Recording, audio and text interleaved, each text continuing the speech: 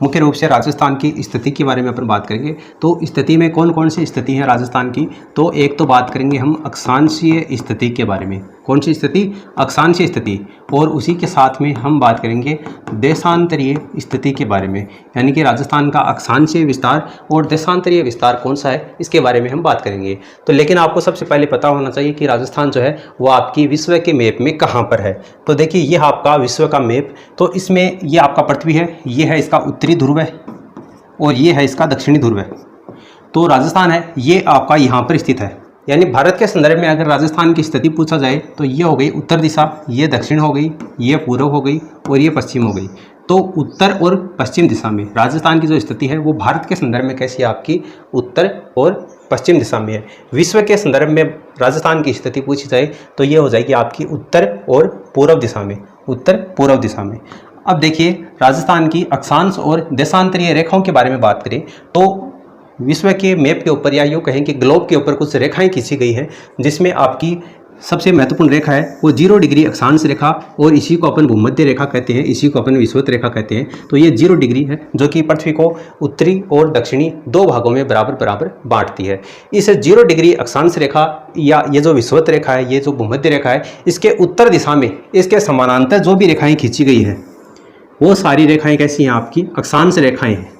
ठीक है, चाहे वो उत्तर दिशा में हो चाहे वो दक्षिण दिशा में हो। अगर यही रेखाएं इस विषुवत रेखा के उत्तर दिशा में खींची गई हैं तो वहाँ पर हो जाएगी 1 डिग्री उत्तरी अक्षांश, 2 डिग्री उत्तरी अक्षांश, और इसी तरीके से क्रम से अगर अपन चलेंगे तो 23.5 डिग्री उत्तरी अक्षांश आएगा, जो कि आपकी कर्क रेखा के नाम से इसको जाना जाता है। इसी तरीके से 0 डिग्री जो अक्षांश रेखा है या जो वो मध्य रेखा है, इसके दक्षिण में चलेंगे तो 1 2 3 4 इस तरीके से चलेंगे तो 23.5 डिग्री जो दक्षिणी अक्षांश आएगी, इसको मकर रेखा के नाम से जानते हैं। आपने पढ़ा होगा कि जो कर्क रेखा है ये राजस्थान के दक्षिणी सीमा को छूती हुई, यानी कि लगभग डूंगरपुर के दक्षिणी सीमा को छूती हुई और बांसवाड़ा के बीचों बीच से गुजरती है। यानी कि यह राजस्थान के मैप में अगर अपन बात करें तो ये 23.5 डिग्री जो उत्तरी अक्षांश है, ये जो कर्क रेखा है, यह डूंगरपुर की दक्षिणी सीमा को छूती हुई और बांसवाड़ा के बीचों बीच से गुजरती है। यह आपने पढ़ा होगा।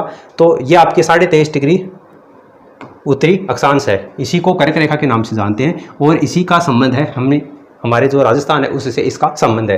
राजस्थान के दक्षिणी सीमा को छूती हुई निकलती है, इसका मतलब राजस्थान कहाँ पर है, यहाँ पर स्थित है। ये हो गया आपका उत्तर दिशा, ये हो गई दक्षिण दिशा, ये हो गई आपकी पूर्व दिशा और ये हो गई पश्चिम दिशा। ठीक है, ये पूर्व दिशा हो गई। यानी कि राजस्थान है वो इस 23.5 डिग्री कर्क रेखा के ऊपर स्थित है। यानी कि राजस्थान के संदर्भ में स्थिति की अगर बात आएगी अक्षांश रेखाओं की तो उसमें उत्तरी अक्षांश का ही नाम आएगा, दक्षिणी अक्षांश का नाम नहीं आएगा, क्योंकि 23.5 डिग्री उत्तरी अक्षांश के ऊपर राजस्थान स्थित है। दक्षिणी अक्षांश तो 0 डिग्री के नीचे रह गया। ठीक है, उसी तरीके से बात करेंगे देशांतर रेखाओं की तो उत्तरी ध्रुव से दक्षिणी ध्रुव को मिलाने वाली जो रेखा है ये आपकी देशांतर रेखा है, और इसके समानांतर जो भी रेखाएं खींची गई हैं, इस तरीके से जो रेखाएं खींची गई हैं, इनको हम देशांतर रेखा के नाम से जानते हैं। अब इसमें बात करेंगे तो यहाँ पर देखिए इस तरीके से, यानी इन देशांतर रेखाओं में ये तो हो गई आपकी पश्चिमी देशांतर और ये हो गई पूर्वी देशांतर। अब राजस्थान जो स्थित है वो यहाँ पर स्थित है, यानी ये 0 डिग्री देशांतर रेखा है, इसके पूर्व दिशा में स्थित है। यानी राजस्थान के संदर्भ में जब भी देशांतर की बात आएगी तो वो पूर्वी देशांतर की बात आएगी, पहली बात। ठीक है, तो अब देखिए इस मैप के अंतर्गत यहाँ पर राजस्थान की स्थिति में अगर आप बात करेंगे तो ये राजस्थान का यह दक्षिणी छोर है, यह है 23 डिग्री और 3 मिनट, 23 डिग्री और 3 मिनट उत्तरी अक्षांश है। अब उत्तरी अक्षांश क्यों है ये आपको समझ में आ गया होगा, क्योंकि अभी अपन ने बात की थी ये 0 डिग्री अक्षांश रेखा है, इसके उत्तर में जितनी भी रेखाएं हैं उनके आगे हम उत्तरी अक्षांश लगाएंगे। ठीक है, भले ही राजस्थान की स्थिति के संदर्भ में देखा जाए तो ये दक्षिण में है, लेकिन अक्षांश रेखा की बात आएगी तो उत्तरी अक्षांश आएगी। ये आपको मैं मानता हूं कि समझ में आ गया होगा। तो राजस्थान का जो विस्तार है ये 23 डिग्री 3 मिनट उत्तरी अक्षांश से लेकर के 30 डिग्री और 12 मिनट उत्तरी अक्षांश तक है। कितना है? 23 डिग्री 3 मिनट उत्तरी अक्षांश से लेकर के 30 डिग्री 12 मिनट उत्तरी अक्षांश तक, ये है इसका अक्षांशीय विस्तार। अब बात करते हैं हम देशांतरीय विस्तार की। तो देशांतरीय विस्तार की बात करेंगे तो पहले मैंने आपको बताया है यह है 0 डिग्री देशांतर रेखा, इसके पूर्व दिशा में राजस्थान स्थित है। तो देशांतर रेखा की बात आएगी तो उसके आगे पूर्वी देशांतर नाम आएगा। जैसे यहाँ पर है 69 डिग्री 30 मिनट पूर्वी देशांतर से लेकर के 78 डिग्री 17 मिनट पूर्वी देशांतर तक राजस्थान का विस्तार है। अब बहुत से स्टूडेंट क्या करते हैं पूर्वी देशांतर लिखा हुआ है तो इस गुणंतर डिग्री 30 मिनट को यहाँ पर ले जाते हैं और ये 78 17 इसको यहाँ पर ले आते हैं, लेकिन ऐसा आपको नहीं करना है। अब देखिए यहाँ पर आपको कन्फ्यूज होती है, तो कन्फ्यूजन देखिए मैं आपको दूर करता हूँ। यहाँ पर देखिए आप, ये आपका 0 डिग्री देशांतर रेखा, राजस्थान इसके पूर्व दिशा में स्थित है। अब आप यहाँ से चलेंगे तो 1 डिग्री पूर्वी देशांतर, 2 डिग्री पूर्वी देशांतर, 3 डिग्री पूर्वी देशांतर, इस तरीके से चलेंगे आप तो यहाँ पर आएंगे सबसे पहले। यानी कि राजस्थान की जो स्थिति है इसका पश्चिमी भाग है, यहाँ पर जो जैसलमेर वाला भाग है सबसे पहले यहाँ पर आएंगे। अब बताओ मुझे आप, गुणंतर डिग्री पहले आएगा या फिर 78 डिग्री पहले आएगा? ओवैसी बात है, गुणंतर 78 से पहले आता है। तो यहाँ से 1 2 3 4 चलेंगे तो ये गुणंतर डिग्री वाला नंबर है, ये पहले आएगा। और ये 78 डिग्री धौलपुर से गुजरती है, 78 डिग्री ये बाद में आएगा। उसी संदर्भ में अगर आप बात करेंगे, ये आपका 0 डिग्री अक्षांश रेखा, इसी को भूमध्य रेखा, इसी को विषुवत रेखा बोलते हैं। तो ये 1 डिग्री अक्षांश, 2 3 4 5 इस तरीके से चलेंगे तो यहाँ पर आएगा ये बांसवाड़ा कर्क रेखा से पहले 23 डिग्री 3 मिनट, और लास्ट में आएगा ये आपका 30 डिग्री 12 मिनट। तो 23 पहले आएगा, 30 पहले आएगा, तो ओबीसी बात है 23 पहले आने वाला है। इसका मतलब नीचे कौन सा नंबर आएगा? 23 डिग्री वाला। अब आप समझ गए होंगे कि 23 3 से लेकर के 30 12, तो यहाँ पर आएगा 23, न कि यहाँ पर आएगा। स्टूडेंट क्या करते हैं, 23 3 30 12 तो याद कर लेते हैं, लेकिन ये नहीं पता कि 23 3 यहाँ लिखना है कि 23 3 यहाँ लिखना है, 30 12 यहाँ लिखना है कि 30 12 यहाँ पर लिखना है। विस्तार याद कर लेते हैं, लेकिन ये कहाँ पर लिखना है वो याद नहीं होता। तो उम्मीद करता हूँ आपका डाउट है वो यहाँ पर क्लियर हो गया होगा। 23 3 से 30 12 है। अब 23 नीचे क्यों आया? क्योंकि मैंने आपको बता दिया उत्तरी ध्रुव में, उत्तरी अक्षांश में राजस्थान की स्थिति है, तो 0 डिग्री अक्षांश से ऊपर चलेंगे तो 23 पहले आएगा।